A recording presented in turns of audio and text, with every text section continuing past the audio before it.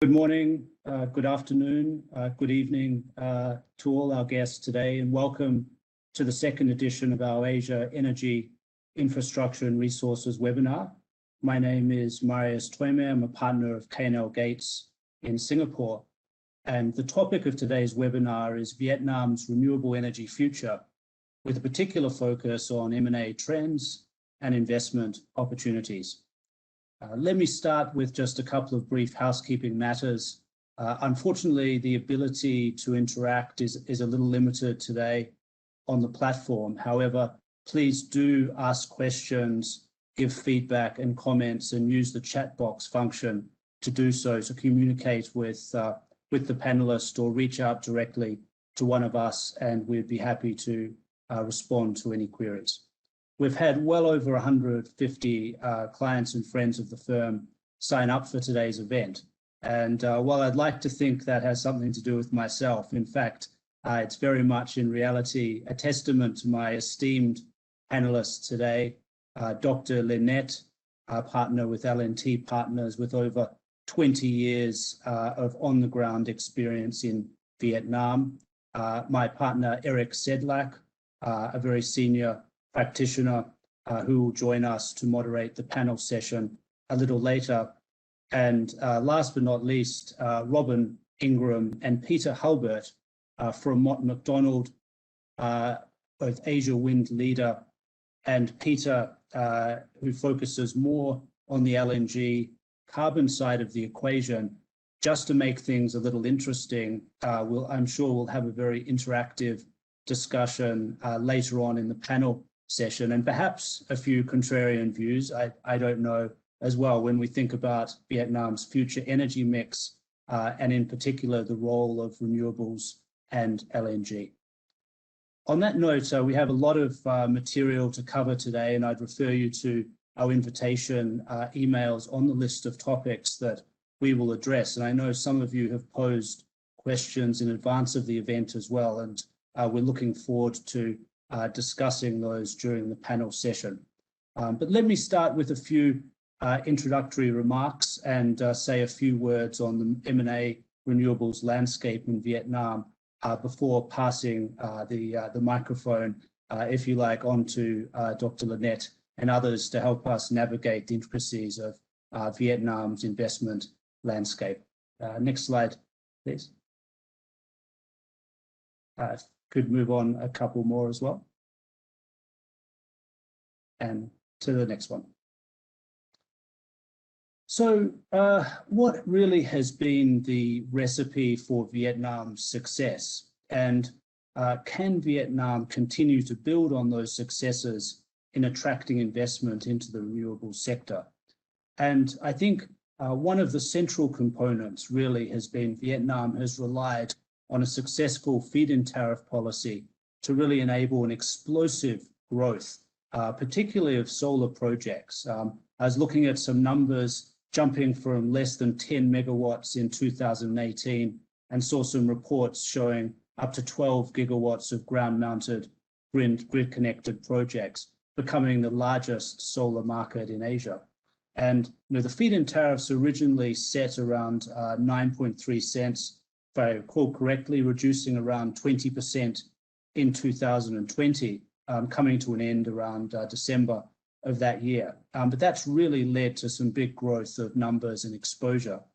For the wind sector, on the other hand, there are signs the feed-in tariff policy will be extended beyond October this year until 2023, but currently still applicable for projects that commence operations from November 2021, which is really a rapidly approaching deadline. And I know Net will speak in detail about that and some other issues during his presentation. As we'll also hear, the government's developing a new auction system for solar and wind projects that did not receive a feed-in tariff.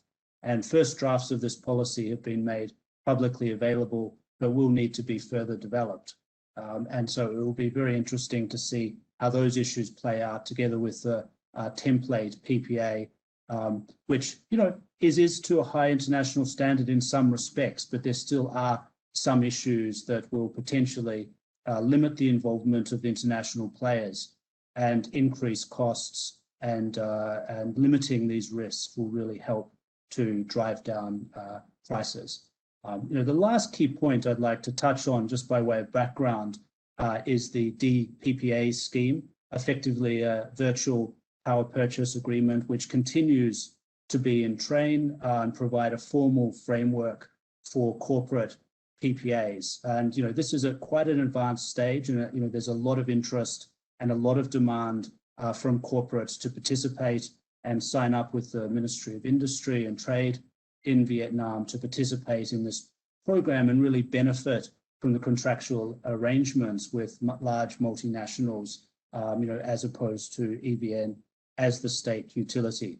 So certainly exciting times ahead. At the moment, in terms of private wire projects, we do have some ad hoc behind the meter projects and private wire, for example, solar systems. But to formalize that framework, I think will really add a new dimension and lead to significant growth where we see demand from large multinational corporates for renewable energy as they set net zero goal targets. Next slide, please. So, these are the latest numbers from the Ministry of Industry and Planning with regard to FDI in Vietnam. And, this is really the main driver of M&A activity in the renewable sector. So there's a couple of key takeaways here. Firstly, the overall FDI numbers remain fairly robust. So we're slightly ahead of where we were last year, but really not yet, at 2019 levels where we really saw a big increase starting to come in. The other point is on a sector basis, Vietnam has really been both a power and an industrial play from an FDI perspective, and renewables, of course, being a sector of great interest to many investors at the moment. The other item to look at in terms of the capital mix of FDI coming in, we see fairly small numbers of share purchases and pure M&A activity, but still quite significant numbers of new and adjusted capital and equity being injected into projects. And this again is perhaps indicative of projects that are nearing commercial operations and still have final equity to be contributed by the sponsors as they lead towards COD. In basic terms, the M&A activity continues to be fairly muted due to travel restrictions and inability to meet on a face-to-face basis. But we certainly expect this to rebound, once travel corridors are established and minimum threshold for vaccinations are met in Vietnam and across the region. Next slide, please. So what are the key issues that we're seeing coming up on deals at the moment? And, we're really seeing a number of deals come up that are projects that are about to reach COD or have already reached COD, and where, for example, there's existing debt facilities in place. And, often when buyers come in and the parties are discussing the terms of the deal, a decision's made perhaps to leave existing debt in the project. And, there's a couple of ways to look at valuations in terms of, a pure cash debt-free basis or looking at overall enterprise value, including the debt in the project. But I think, that it's worth bearing in mind that, this can be a key driver for projects, particularly if incoming buyers are looking to perhaps refinance existing debt, particularly if it's on a short-term debt basis matched to long-term assets under a 20-year PPA. And what are the implications of that, both in terms of execution risk for CPs, new facility agreements, for example, different loan amounts. Now we see investors interested, on a couple of levels. Some will come in with equity for the acquisition itself, rather than perhaps use acquisition finance. But then there is potentially hidden value in refinancing or, for example, refinancing risks as well that can be involved, particularly if initial financing is on a fairly high cost basis. So this is, quite a key issue that we see, impacting execution risk and, something that should be looked at and discussed at an early stage. The other point to make here that, if, for example, project finance is envisaged, perhaps from regional banks and lenders down the track, then we probably see a much more intensive type of due diligence conducted on the project. And, given the interest on the buy side for, some of these existing renewables projects, often the DD can be conducted on a streamlined basis. But I think there is some caution there in making sure that robust due diligence is carried out, particularly in those circumstances where project finance might be envisaged later down the track, to identify red flags and issues and address them, or at least provide provisions for them in the M&A documents so they can be addressed in a streamlined manner later on. The next point is really, looking at what is the project life cycle, what stage is the project in the life cycle? Is it at a very early stage of development? For example, is the project reflected in the master plan, for example, or is it at an operational stage? And there's a range of other issues, for example, merger control and other approvals that may need to be considered. And so, this will also very much impact on how we look at the M&A deal and how the documents will develop. The final one is really, what are the really areas of complexity and risk? And, we'll touch on, some of these challenges. I know Net will cover quite a number of them in his presentation. And it's really looking at how we can match up the transaction documents to appropriately allocate and mitigate, key risks and issues that may arise. Next slide, please.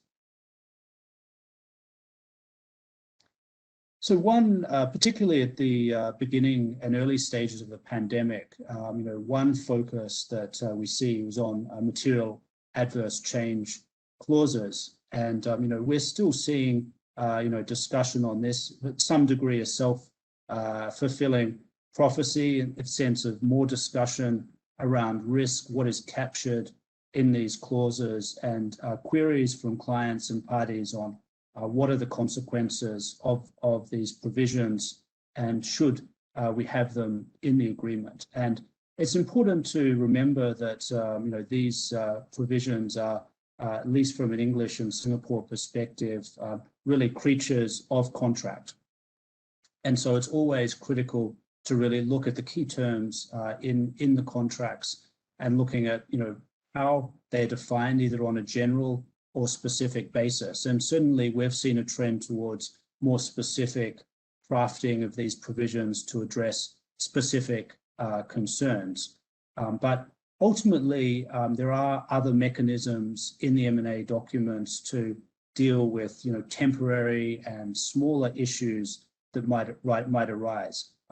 MAC type events tend to really strike at the heart of the transaction. Major events like expropriation of the asset, for example, where the government might pull the land out from the project, restriction on activities, could potentially give rise to triggering these provisions, which would effectively prevent or allow one of the parties to forego completion of the transaction, due to events like market conditions. So a really careful analysis of the specific language used in these clauses are really essential in determining the parties' rights and looking at how these things can be dealt with going forward.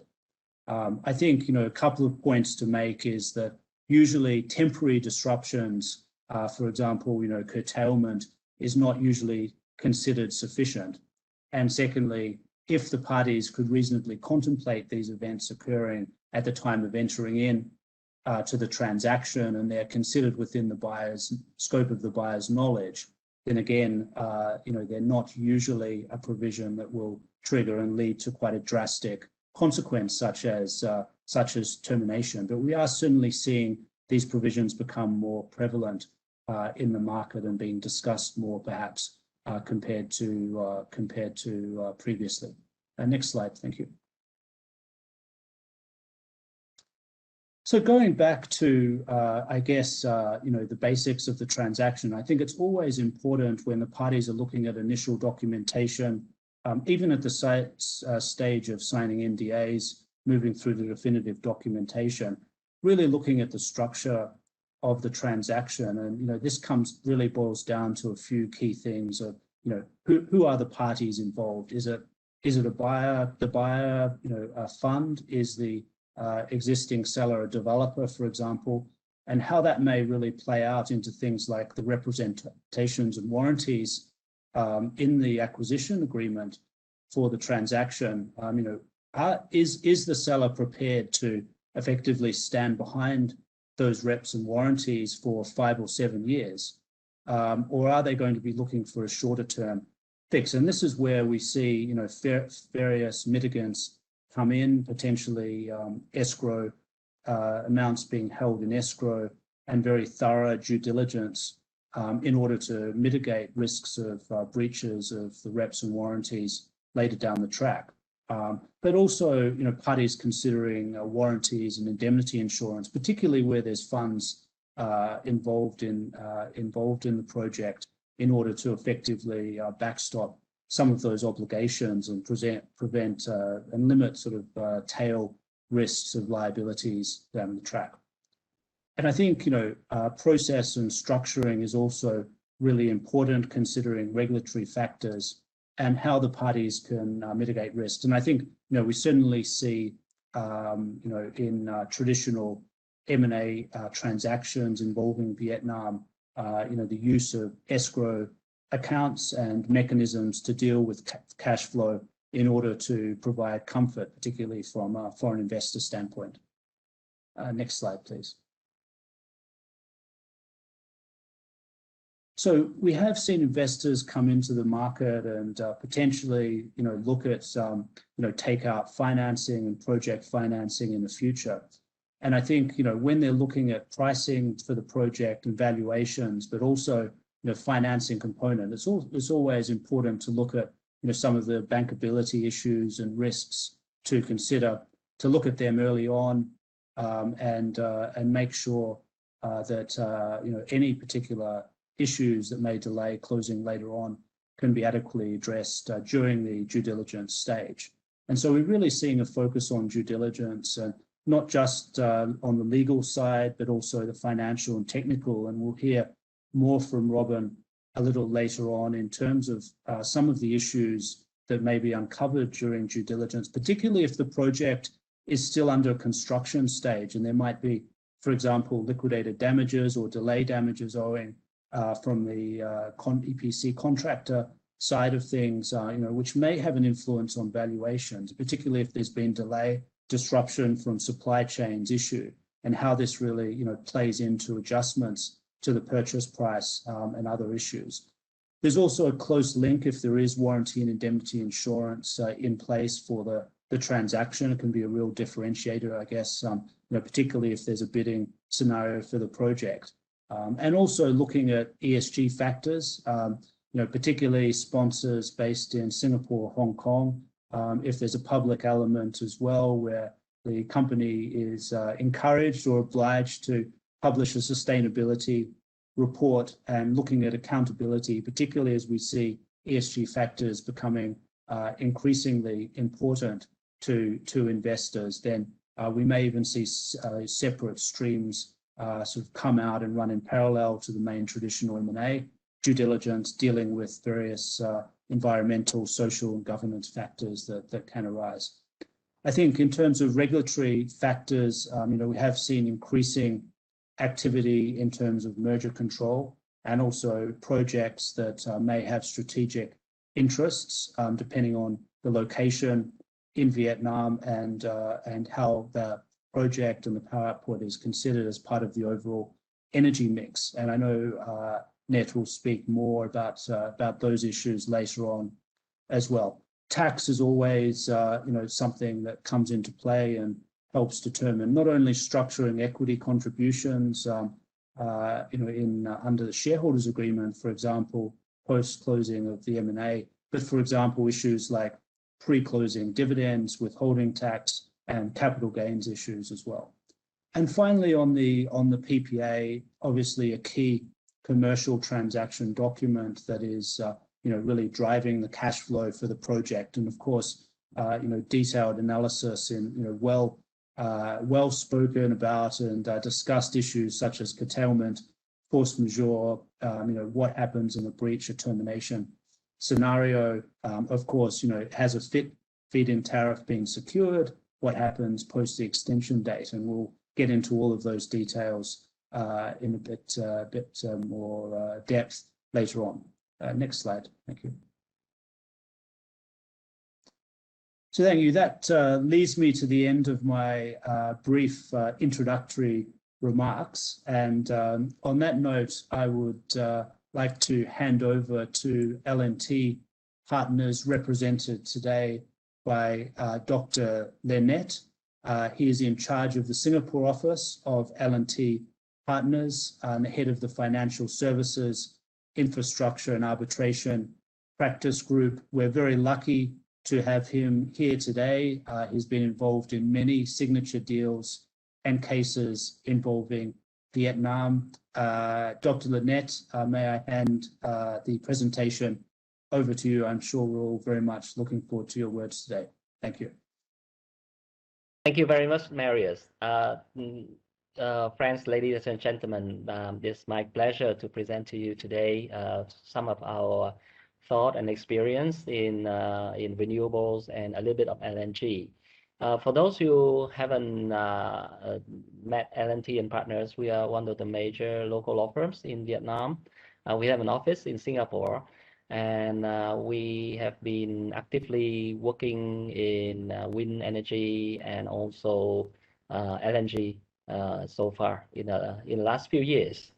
Our clients range from electricity in Vietnam, or major clients from Denmark, or power energy like Gencos or PV powers and others. So so please turn on the first slide. Now, coming to this session, maybe your main, I would like to ask, what is your main issues in energy, if there is only one? Bankability, of course, but for M&A, but the bankability also depends on the cash flow, and the cash flow depends on what? So Raymond, can you turn on the next slide? So I think it should be the demand and supplies. The cash flow in the end depends upon the demands, and the demands depend upon the transmission line or the grid. So next slide, please. So the demand comes from, let's say, industries. If you look at this map, what you can see about Vietnam, the characteristic of Vietnam is that the two concentration hubs, it's in the north and the south. And the center, the infrastructure is not that developed. But the major solar power plants and the wind power plants probably will be located in the central area. So you already see the problem. So here's the number. Here's the reason why Vietnam is is attractive as to its economic growth, as to the relationship between China and US, and also because of itself. It's the high growth of middle class consumption, and also the number of industrial parks. Next, please.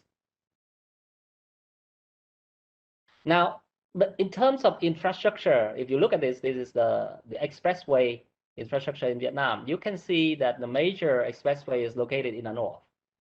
And because of the major expressway is located in the north, you could see that the potential of industrial growth or industrial parks is now somewhat focusing on in the north. And now you can see that the power plants mainly located in the where? In the center and in the south. That coming to me to the point of the next slide. Next slide, please. Now, then you have LNG and renewables. Renewables oversupply in the center, about right in the south, and shortage in the north. The north, the sun usage is not high, and also there's a lot of mountains, so you cannot put a panel solar there. The wind is also the wind speed is also not high, so there is a shortage in the north in terms of renewables. LNG oversupply in the south and center. So far, we advising on the first LNG project in Yeonchak, but in terms of PDP, the power development plan, there will be oversupply in the south and in the center. Now, shortage is in the north. There will be, but soon there will be more. So that would be the prospectus of renewables and energy. Next slide, please. Now it comes to the grid. Now, we already have 3 lines of grids, the high voltage 5 kilovolts between the north and the south. Can we build another line? It is possible, but you look at the map, you will see what? You see there was a thin line in the middle of the country. And between the sea and the border with Laos is only 50 kilometers. And in that 50 kilometers, maybe the coastal area is about like 10 kilometers, and the rest is in the mountain. So there is the problem of we call having challenges, because in that provinces there is very narrow land. Even if you want to build a new line, it's not easy.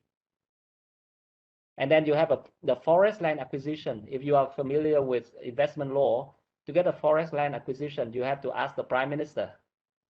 And of course, you have to ask a lot of ministries before you come to the Prime Minister. And Vietnam is like probably in China or in other countries with similar political system. Bureaucracy is still a problem. So it's not about money.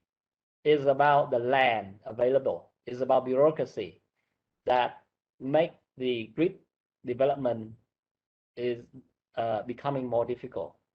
Then people talking about smart grids. So you have the combination between the 220 kilovolt and 110 kilovolt and 500 kilovolt. How do they combine together?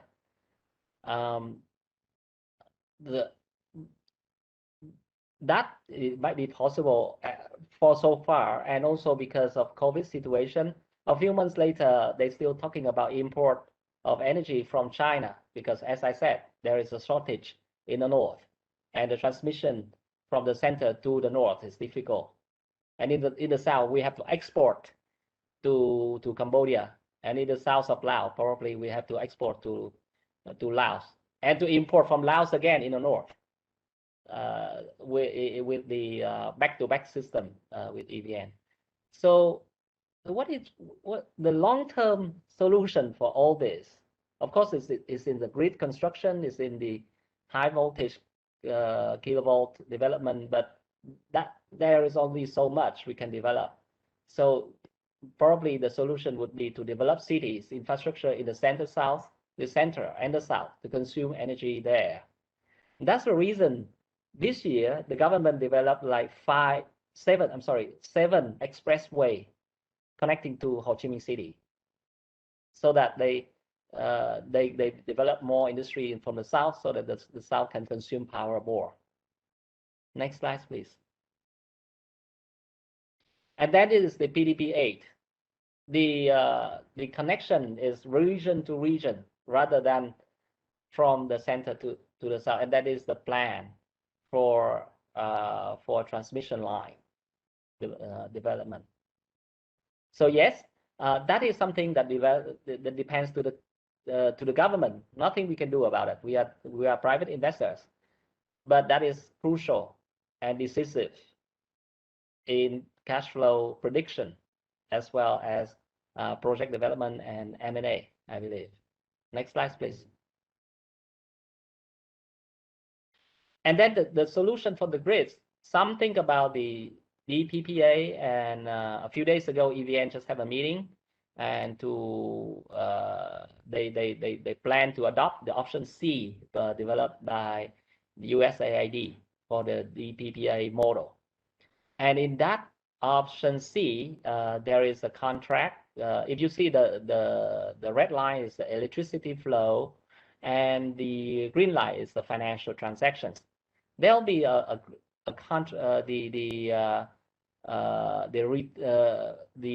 tariff power purchase between the consumer and power corporation. But then there will be the bulk power tariff between EVN and the power corporation for the service of transmitting the lines. And also there's a wholesale market agreement between GENCOs and the EVN. GENCO is the generation corporation of EVN. And between GENCO and consumer, of course, there is the DPPA fixed price payment and the price swap. So that is still contemplating, and they're planning to do that by the end of this year, the DPPA model, and also applicable for big buyers and big sellers. So DPPA is not available for rooftop solar providers. There is an oversupply on rooftop, you know, and compared to network solar power, they do have Circular 27, and they do have the provision in Circular 2 equivalent to take or pay. Sorry, equivalent to the obligations of EVN to purchase the power generated by the power plants, subject to the capacity of the grids or the curtailment. But for rooftop, there is no such clause, and therefore rooftop might be the victim of overcutting the purchase from EVN. So that is the good thing about rooftop, is that it's easy to develop. The bad thing about that is that there is no guarantee of consumption. There is a situation of storage. There's a solution for storage, but right now the government is still EVN is still considering whether the price they purchase from the storage would be equivalent to the price that they purchase for solar. But my argument is that why not? Because they also come from solar, but they don't see that way. And let's see how we should negotiate with EVN to make sure that the price in the night discharged from the storage, originally from solar, should be the same as the price of the solar system. And then there is some build transfer lease if you want to develop the grid yourself. But the system of BTL should go for the PPP law, the private public partnership law, and with that, the process of approval takes a long time. Some developers, they can't wait and develop it first, and then they have problem of how to deliver their system, even if it's free, to the government, because again, bureaucracy. There's no mechanism how to take that back. Now, can you jump on the next few slides to the next issues of the Vietnam wind power project M&A market? Next slide, please. So potential offshore wind project in a new draft of PDP 8. Here's the one, the one that's appendix 9.3. Next slide. And then the timeline for the PDP 8 February is established, and then the Prime Minister request for review of PDP8, and again to review of the PDP8 and continue now to comment and review. So we hope that there'll be new wind power capacity to be added in the PDP8. But of course, there must be a price of reducing the capacity of other sectors, such as LNG. Next, please. So the loaded demand for this is the capacity, and in the high to low scenario, it's like this. I think maybe we can skip that numbers. Next, please. So whether the current M&A recognized on the master plan and how to approach the next step. Now, it depends on the power, the project you are in, because in Vietnam there is a new investment law just adopted, and in which there is the mechanism for tender for selecting investors. So in the past, when you have the PDP approval, you have the name of the investor on it. Nowadays, there is only the name of the project on it. And with the name of the project on it, you don't know who are the investors. So the good thing about that is that for those who come later, there's still a chance to develop to join in the tender. But the bad thing is that for those who spend a lot of money for survey, they have to stay on the line and do the tender again. So that remains to be seen how it will be evolved in the future. There has been a draft discussed within EVN and Ministry of Industry and Trade. So far, the PDP approval, they have the name of investors on that, but it cannot be guaranteed. Recently, you see there is a selection of investor going on in Canap LNG project, and that set the precedent that maybe other projects they also set the same theme. Next, please.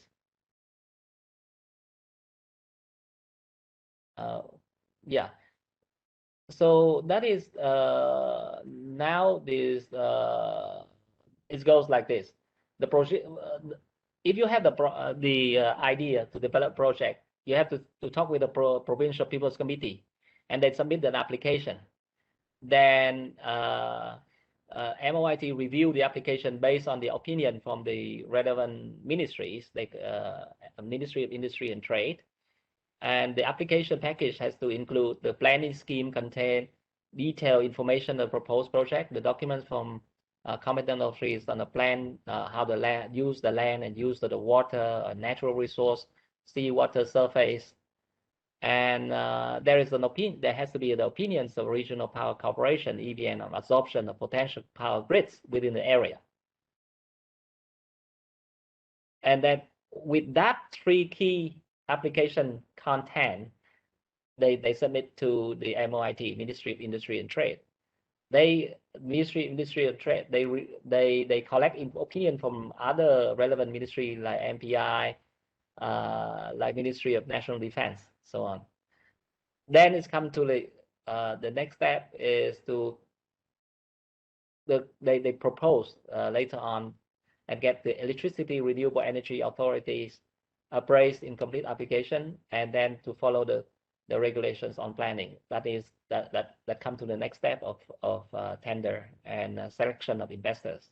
Next, please. The feed-in tariff for price of electricity, offshore, onshore is 8.5, offshore is 9.8, but only until October 2021. And the MOIT has submitted a written request to consider extending the time apply of feed-in tariff to 2023. Next, please.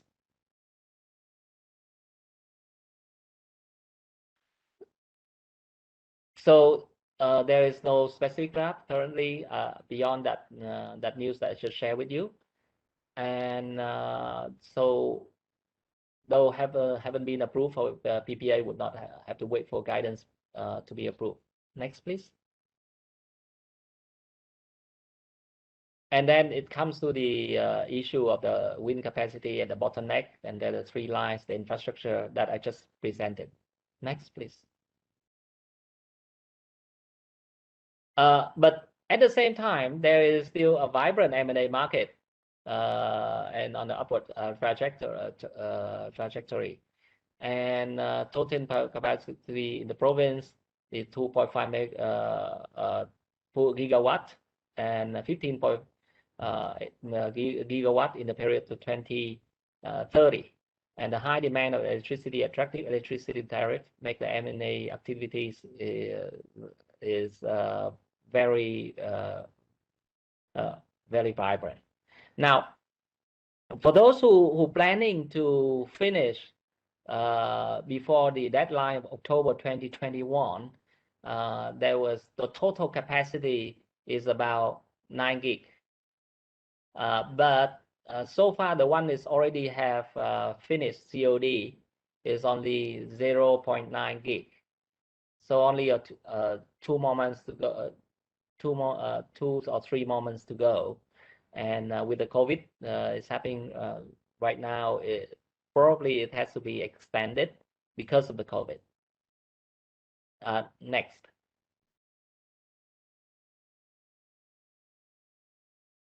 So then that is a few projects that I can share about the project that have signed PPA so far this year. Next, please.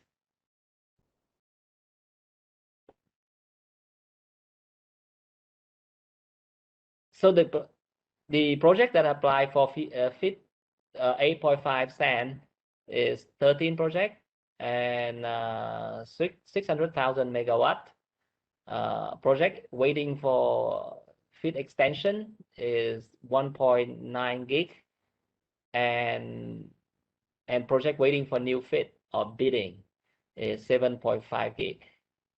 That's the current status for wind power project. So if you can see from there, the majority of the wind power project is still waiting for FIT and still in the bidding. Now, many people ask me that for mega project, you still go for the feed-in tariff, or you still have the standard form PPA, or is there a chance to negotiate? Well, the feed-in tariff that after 2021 or maybe 2023, we don't know. But for the PPA, likely the government is willing to change a few clauses, such as the termination payment. Other clause, perhaps is difficult. Next, please. So a little bit about us. Well, we already mentioned in the beginning. I have my email in the PowerPoint that I believe that will be delivered to you.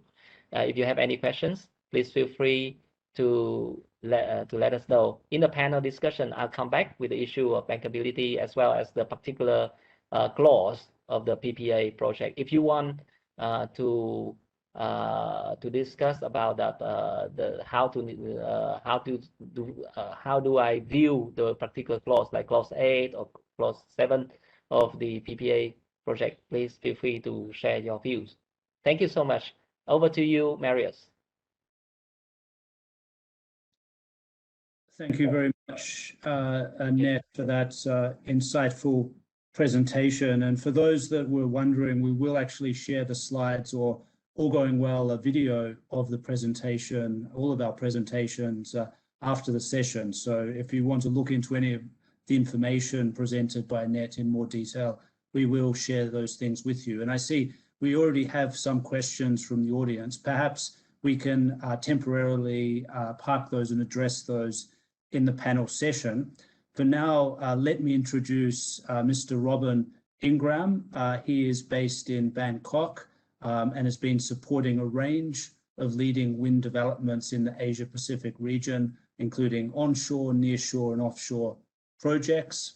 He has a lead role in Mott MacDonald's regional wind team and led technical due diligence for project finance and acquisitions for a total project value in excess of 7.5 billion. Robin, over the virtual stage is yours. Thank you. Thank you, Marius. Thank you for that introduction and some very interesting presentations so far.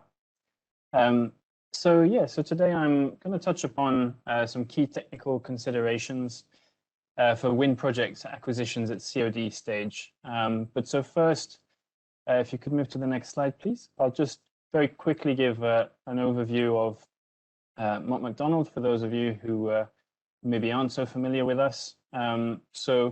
So Mott MacDonald is a large employee-owned consultancy firm. We have around 16,000 staff worldwide, operating in many countries. We've got experience in a range of renewable energy technologies, as well as many other sectors, both power and outside of power. And particularly as relates the most to this presentation, I just wanted to highlight that we were awarded the 2020 APAC Technical Advisor of the Year award by IJ Global, among other awards we've won over the years, and that really is the basis for today's discussion. Next slide, please. So in terms of our staff, we have a very strong presence in Europe with our HQ in the UK, but I just wanted to highlight that we have a very strong presence in region. In terms of wind, our global track record is in excess of 95 gigawatts, but we specifically have also worked on over 15 gigawatts of wind now in Asia Pacific. We specifically for Southeast Asia have a leading track record in renewables. We've worked on over half of the utility scale installed capacity of wind and solar in Southeast Asia. And specifically for Vietnam, we have a wide range of experience in the power sector. And the work in that country is supported by several offices that we have around Southeast Asia. Next slide, please. So, I mean, this is a very kind of high-level summary of key service areas. We can support projects at all stages, from development to construction to operation, and supporting contractors, owners, investors, and lenders. And so specifically for today, I'm focusing more on that independent engineering aspect. And so, next slide, please. And so today, this is just a kind of initial slide. I won't go into the detail of everything here, but just a kind of summary of key risks that we would look at during technical due diligence. So, this is in the context of today's presentation, considering acquisitions. Project finance would be quite a similar process. And broadly, we'd considered the various aspects presented here, from the capability of contractors to design, contracts, energy yield, and all of this with in mind of supporting the assumptions in the base case financial model and any sensitivities. But so the purpose for today, considering the status of projects in Vietnam, was really to focus on aspects which require a little bit of a change in focus due to the timing of the due diligence process. And so, yeah, today we're really considering, coming in to look at projects around the COD stage. Next slide, please. And so we're really looking at these 5 aspects. So looking at design and turbine technology, construction monitoring reports, a very important aspect that comes obviously towards the end of construction. How there's a bit of a shift in how we would look at agreements from a technical perspective.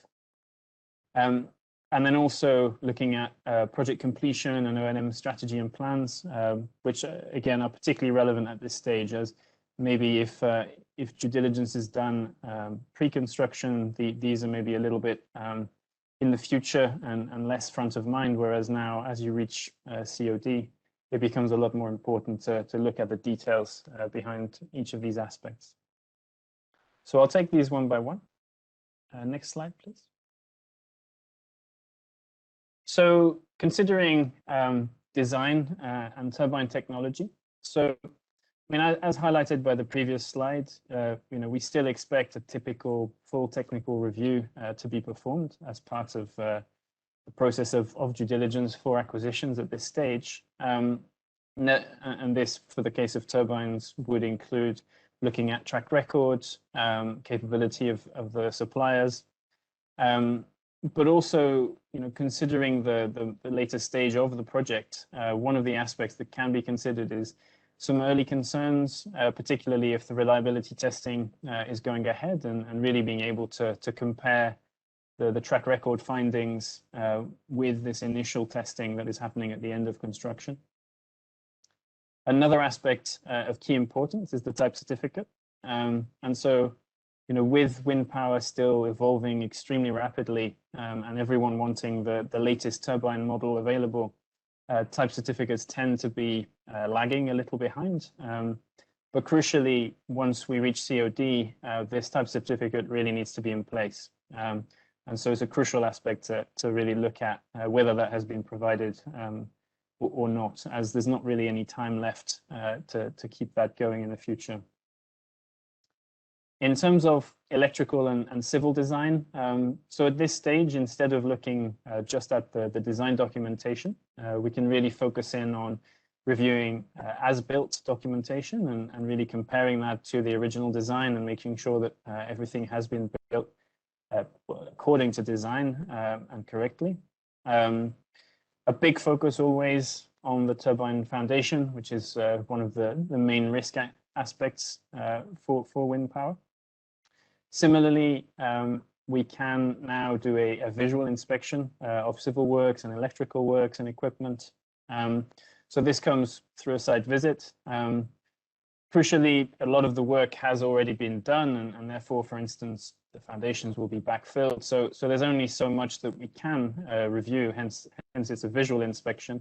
And often with an M&A timeline, it's not possible to do much more.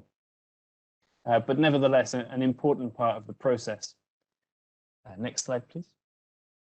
And so this also brings me on to any hidden aspects of construction. And this is where the construction monitoring reports come in extremely useful. And the first question for any project is, has due process been followed? Are monthly reports available to flag any issues, any risks? Is there an owner's engineer involved checking the works or an equivalent capability within the owner's team?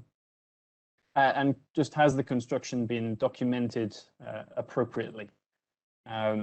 So that's really kind of the basis of how we then are able to review what's happened during construction and identify any issues as part of the due diligence process. So have any concerns been raised during construction? Are these being managed appropriately, tracked properly? We can also assess the quality of the works completed by the contractor. And mostly, we would hope to be able to rely on these construction monitoring reports in order to be able to flag quality issues. Have there been any contractor claims, any owner claims to be assessed?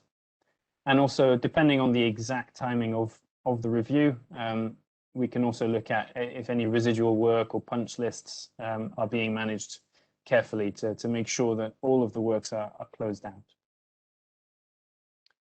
Next slide, please.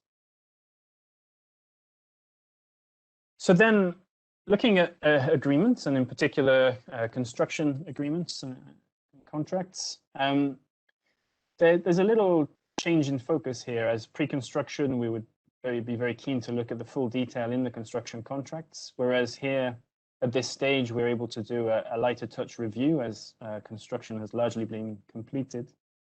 But nevertheless, there remain key aspects to look at.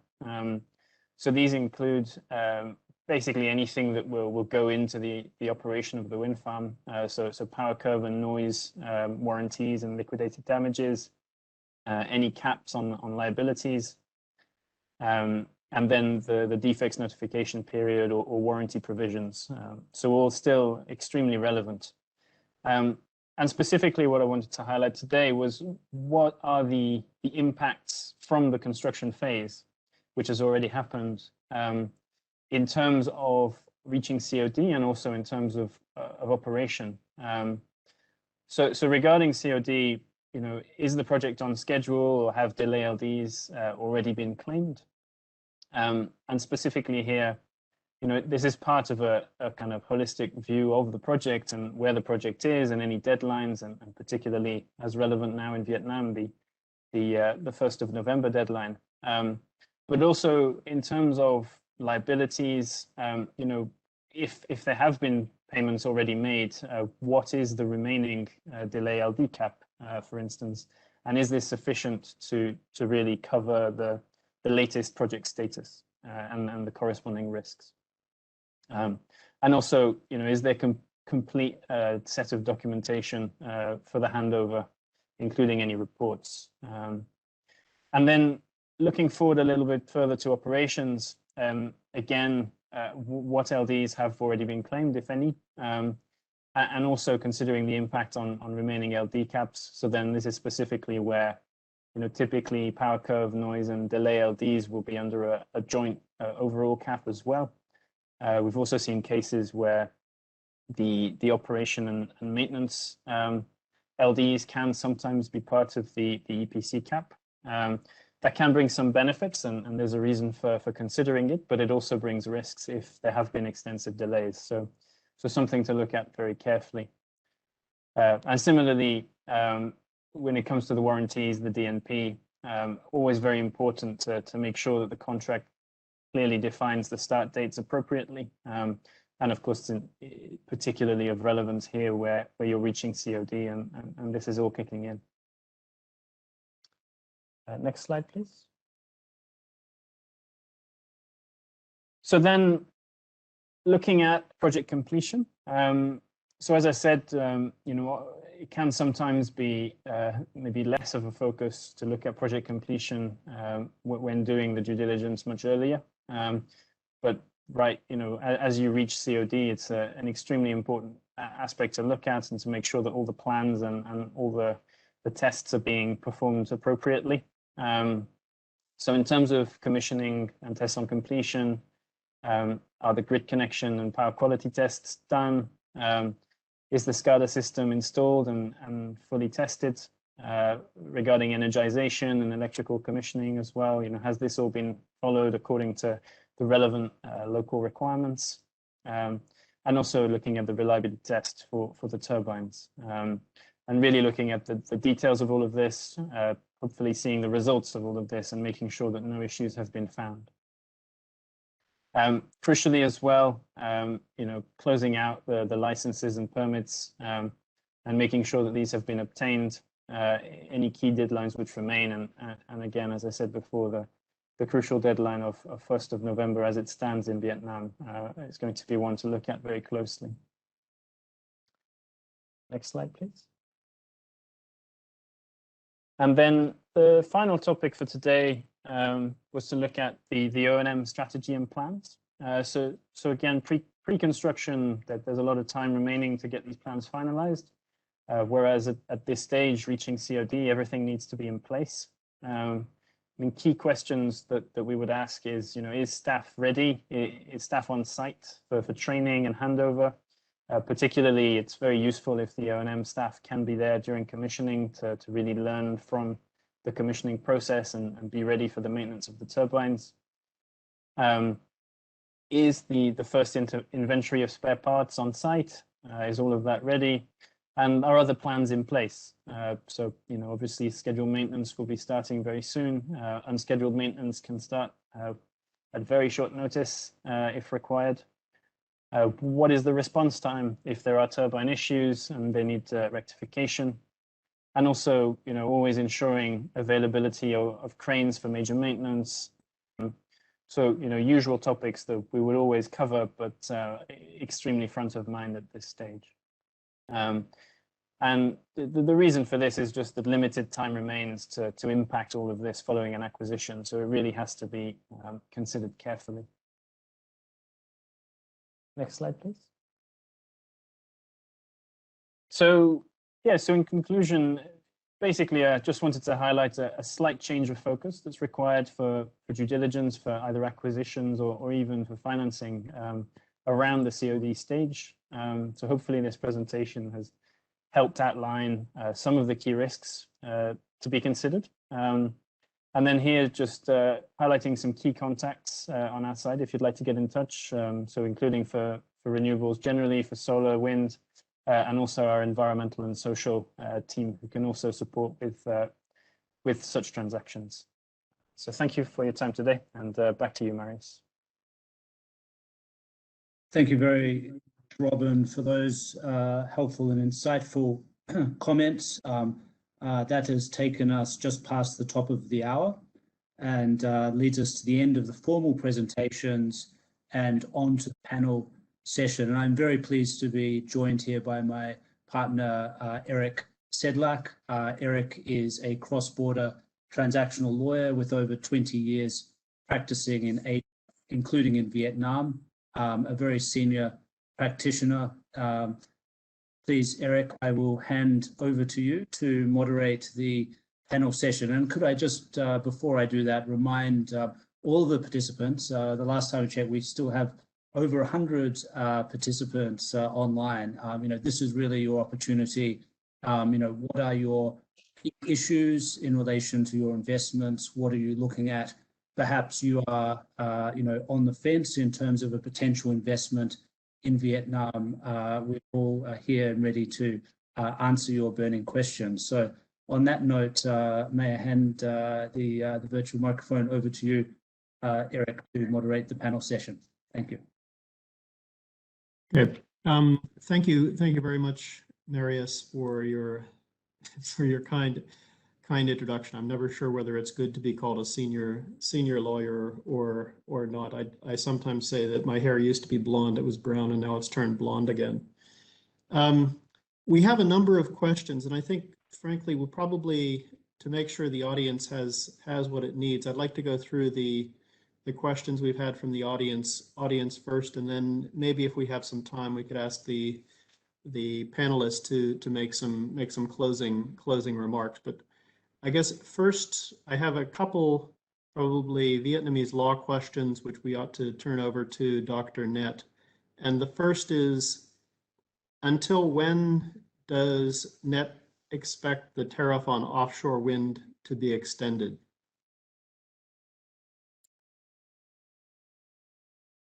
Thank you. I think the tariff offshore wind, they asking for now to be extended, but there'll be the bidding process coming in. So in the bidding is also bidding for the tariff that coming in for that, and the government is working on that as well. So as for what I know from those who already have the investment certificate, they are safe, because once they have the investment certificate, they already have the PDP approval, they already have project approval, they already have price approval. So so if they have the COD before October this year, or luckily if they can be extended for 2023 as planned by MYT, then they safe. They will have 8.5 or 9.8, depending. But there's no offshore, so 9.8 is not feasible, but 8.5 cents per kilowatt. But beyond that, when the government will no longer apply feed-in tariff, then it comes to the situation of bidding. That comes when the government gets submit to the authority. The authority will organize a bid. And when the authority they shortlist the wind project, will be announced by the People's Committee, and at the year, let's say they planned it for 2025, then by a few months before the start of 2025, they will conduct a bidding for investors, and they have and then the investor, if they win the bid, they will negotiate the specific tariffs and sign the PPA with EVN, and then the win so the project that having COD from 5th November until N-1. I don't know N is which year. Let's say 2025. Then N-1 is 2024. Then 1 year before that bidding tariff starts, there will still a feed-in tariff. So or hopefully that will be the extended feed-in tariff from this year. So yeah, so we don't know what is the end. End is end maybe 2025, maybe 2024. But let's say in 30 September 2020 N-1 means if there's 25, there's 24.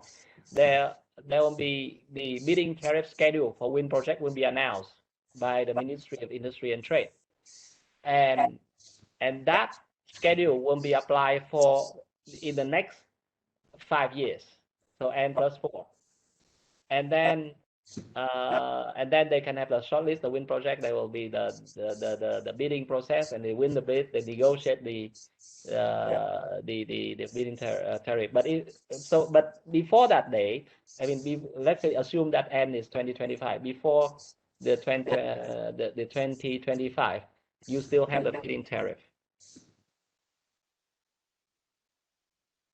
Is that okay? Yeah. Yeah, I think that answers the question. Thank you. The next question, I think, is also, in effect, it's probably a contractual mitigation question, and also for Dr. Net. And the question is, how does the developer deal with the challenges of grid congestion and PPA terms such as the inflexibility of COD and step-in rights for the lenders? Yes. Have any suggestions without giving away what you do when you're advising on a deal? Well, when you so far we have thank you. So far we have the PPA, and the PPA is fixed, so we cannot negotiate against those risks. What I try to do is try to analyze and look at the PPA in a different way, so that you can think that it is feasible, and that model PPA under Circular 02/2019 is somewhat bankable, and that's the reason why people still getting in that Vietnam project. So, for example, in clause 2 of the model PPA, they say that the buyer shall buy the whole power output of the grid connected with power project. So that means, to me, it look like they commit to buy all, and still 3 years now, they still, the commitment is still to buy all. They just only cut when there is a curtailment. They have the right to do so because in the clause 4.4, they say that the buyer shall not be liable for obligation for buying or receiving electricity in the following case. The first one is power grid transmitted and or connected in different areas have problem, or the equipment directly connected to power grid, they have a problem for operation. And the power grid of the buyer needs recovery solution after incidents and comply with the regulation of operation national electricity system and standard of technical regulation of electricity industry. So what they say, okay, I have the right to cut you, but I will not cut you arbitrarily. I will cut you according to the regulation on the operation of national electricity system. So if we cut everyone equally. So I think that's fair. I mean, that probably is the solution in other countries too. So yeah, negotiate, no, but from the experience so far, EVN honor their commitment, and EVN credit rating is the same rank as the national credit rating of Vietnam.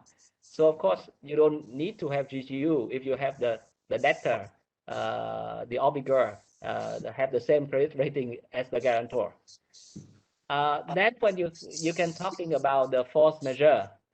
So there is a clause on the force majeure, clause 6 of the model PPA, and they say the duration of force majeure if the force majeure apply for a period of 1 year, then and the party that suffer the other party that's suffering has the right to terminate the agreement after 60 days of the date of the notification received. And in terms of damages, if what happened if EVN did not honor their commitment, because that's something that you must be concerned, because there's oversupply actually, and the price is some price is quite high compared to the pipes that come later. So that's very tempted for the buyer to break the contract. But there, I think that should not be worried, because under clause 8.4 about the compensation damages, in paragraph B, they say the aggrieved party shall demonstrate damages, level of loss caused by the violation, and the direct benefit that the aggrieved party should be then entitled to if there is no violation. So you have the whole system of, let's say, investment law. You have the PPA, and if they don't, if the buyer, the EVN is state-owned enterprise, they don't honor the PPA, then you have the whole system of investment law, bilateral treaty, investment arbitration to protect you. And the damages that you can claim is the actual loss and the direct benefits. Of course, not consequential loss, but that should be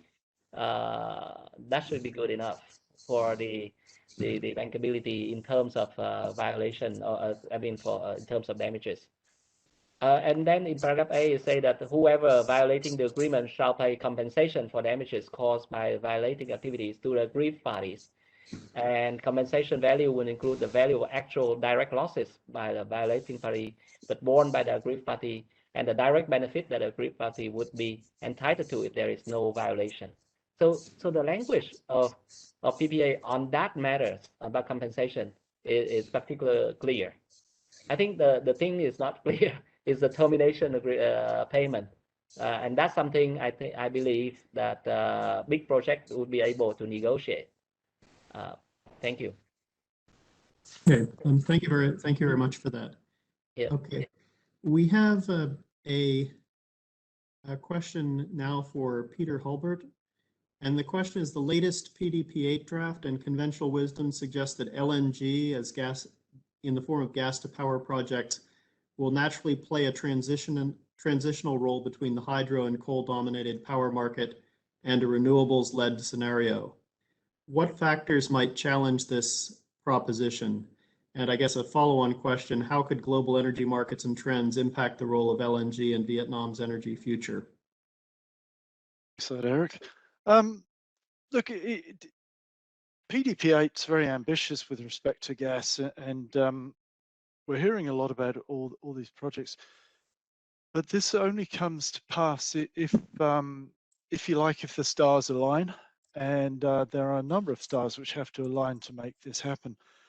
And first of all, there's the very obvious one about getting a satisfactory feed-in tariff negotiated, as we've heard also for the renewables. But then we've got what's going on, some of the externalities to the projects themselves. And so let's talk about domestically first. So this is predicated on there being an orderly and planned retirement of a set of coal assets. Now, if you look at this through the lens of the exact plan, then that's fine. But if you look at the likely dispatch, and especially with decreasing loads, there's every possibility that the coal plants, or the pricing of the coal plants, are not going to give way. And so the gas plants aren't going to be able to force their way onto the merit order. So it comes back to that other question, as I said, about feed-in tariffs. looking at the complete externalities, we start to look at international gas markets. And this is where it gets really interesting. So international gas pricing is actually, until relatively recently, the start of last year, it's come down. And so that's very attractive. That makes gas projects very, very good. But what we're seeing now is that those gas prices are climbing, and that's going to challenge the viability of gas prices on the high seas. And not only the actual gas prices, and you may ask, why am I talking about high seas gas prices? Because there's an increasing proportion of gas contracts which are being made in the short term rather than the historical long-term agreements, and the sellers are increasingly reluctant to go to long-term agreements because they can ride this roller coaster of volatility for their own ends. So there are a number of sort of, how should I say, technical and market pressures there. And then, of course, we've got the obvious one that we all know about the internal and external carbon pressures, and where the lenders are going with that. But if you put these things together, you've got very complex projects with very long lead times. And then putting it together with certain levels of uncertainty, you've got to look at the where the lenders are going to sit with all of this and whether they feel they've got certainty. And so you can look at a renewable project, which has a much smaller development lifetime compared to a thermal project of any sort, which has this incredibly long pathway ahead of it. So it's certainty, timeline. Yeah, there are real challenges. There are real challenges there. And if you take into consideration, I was reading somewhere recently that the Vung the latest Vung project has taken over 10 years, and it's not even financially closed. There, you know, these are very long lead times. Okay, thank you very much for that. I think we'll move quickly. We're getting a lot of questions in. Two, maybe one is sort of a regulatory question, one is more just a market question. What's the current installed capacity versus demand? And the second question, which is very near and dear to our hearts at K&L Gates, since we do a lot of corporate PPAs, is whether developers are allowed to sell directly to C+1 to commercial and industrial customers, or whether they have to sell into the grid first.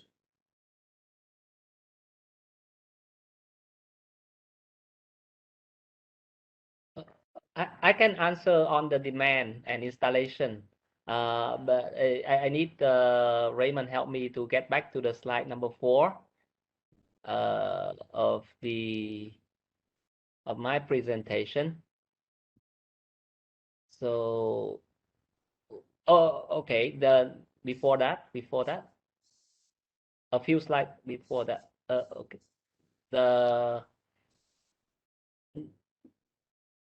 we go past this demand, yeah, and the before that one slide, yes. So the loaded in sorry, you just skip that. Yes, thank you. So the loaded demand, there is 2 cases, the base case scenario and the high case scenario. So the loaded demand to 2020, 0 offshore wind power 630. 2025, 0 offshore wind power, 11.3 gig for wind power. And well, during my rooftop power is already 9 gig. And total installed capacity is 102 gig. Load demand is 95. So the total installed capacity versus the loaded demand is higher, always higher. Of course, if we project the economy growth at a higher speed, and we normally believe that if the economy grows by 1%, you need 2% of power increase. But right now with the smart grid and with the others, the power consumption maybe 1.5%. This is 1% GDP growth. And if you have electric car, then demand could be higher too. And each electric car can be a storage of the power for your household. So so that with that, we believe that the demand could be increased. But so far, that is the projection of the PDP-8 with a base case and low case scenario. But 2020, there will be more offshore wind power. And when it comes to if the base case is 2 gig, the high case is 3 gig. Why they believe that? Because one slide before, please, can you go to one slide before? One or yeah, the one slide before, please.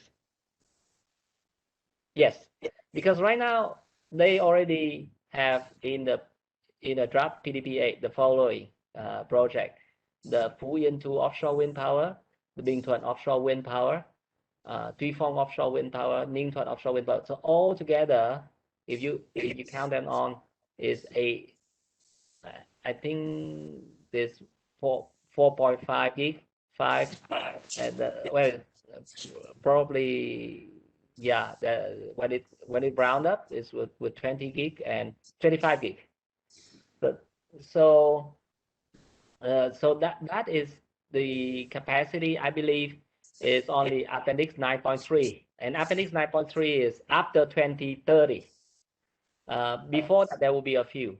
So if you look at that and the chart before, there'll be there is the plan to develop that. Of course, the people in that Appendix 9.3 are not happy, and because of that, the solution for that is to say, okay, for example, Phú Yên 4.5 gig.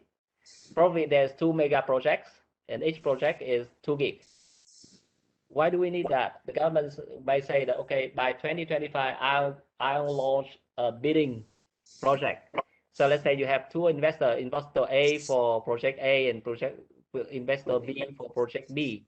Why don't A and B compete for project A only? And whoever pay a lower price get the project. And so therefore, the Appendix 9.3 only name the investor who wants to invest and who plans to invest. That's not yet approved. That is in projection. And when the project is approved, there will be a bidding, and so the capacity might be reduced. So the projection and the reality might change in the future. Okay, I think just quickly, what is the position on selling directly to commercial and industrial customers in Vietnam? Yes, is that going to be possible? Yes, it's possible. I think what they plan to, they pull up the big buyers and the big sellers, and they have to register to participate in the platform of PDP. And the big seller is the one who produce at least 35 megawatt. So the rooftop is out. They are not participant. Rooftop is only those who project is below 1 megawatt. Then the big buyer, they have to commit to buy a big quantity, and then they can negotiate with the operator, and the government will charge the transmission fees and the management fees. So, but the grid problem is also the issue. So if you look at the grid, you can predict that the south can only supply the south. The south cannot supply the north, too far away, and the north supply the north, and the center probably can supply the south, but not the north. Mm-hmm. Yeah, although we have national grid, but it's not efficient that way, because they charge you a very high price of transmitting that is not worth to buy from someone from the south. I see. That's kind of a similar issue to Japan, is the transmission Yeah. model. Okay, we're actually coming pretty close to the end of the session. Maybe I'd like to ask Robin and Peter if they have any last observations to make before I turn it back to Marius.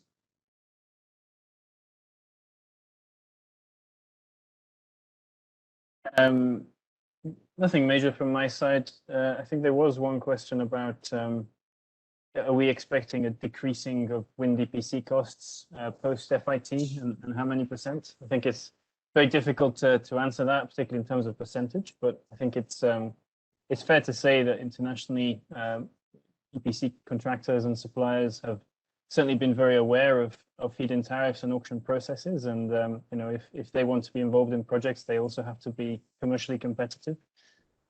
So yeah, I would generally expect ongoing reduction, but difficult to say the quantification. Yeah, that's all from my side. I'll look just from my side, Eric. Thanks. Just to sign off, I'd just like to suggest that people keep an eye on the externalities. To date, we've in the Vietnamese power market, it's been largely an internal marketplace where we've had internally defined parameters, and now we're going to have more and more influences from the outside, and keep an eye on what those are. Okay. All right. Thank you. Thank you very much. So back to Marius. Wonderful. Thank you very much, Eric. And you know, just to add on to some of Peter's comments as well, I mean, one of those externalities to consider is on the financing side, and increased requirements from lenders, particularly in relation to environmental risk. I mean, certainly to the extent, you know, Singapore and Hong Kong are financing hubs for the region. You know, governments in both of the countries, particularly in Singapore, are increasingly introducing guidelines and measures to really guide banks and other financial institutions in relation to considering environmental and ESG risks, particularly in the context of their lending decisions, you know, not only in Singapore, but also regionally, and including Vietnam. And so the pool of lenders available to lend to projects and thermal projects in particular is ever decreasing. And there's a lot of pent-up demand from those, and also from, you know, multilaterals. And so while I agree that you know, feed-in tariffs have been a key ingredient in the recipe for Vietnam's, you know, huge success in particularly in the solar market, I think reduced financing costs and availability of finance will be key going forward. But of course, that plays into bankability and PPA issues, and plays into a lot of the comments that Dr. Nett has mentioned as well. And so, look, we're right on 4:30 now. Thank you to everyone for bearing with us for the last hour and a half. I hope you found the discussion as interesting and informative as I have. Again, we will circulate presentation materials and hopefully a video after the session. May I just end by perhaps a silent round of applause for all of our panelists and speakers today, and also to those who have taken the time out of their busy schedules to sign in to our webinar. Thank you very much, and have a nice day to everyone. Thank you so much, Marius and Eric, Peter, Robin, everyone. Thank you so much. Thank you. Yeah, thank you very much for me as well.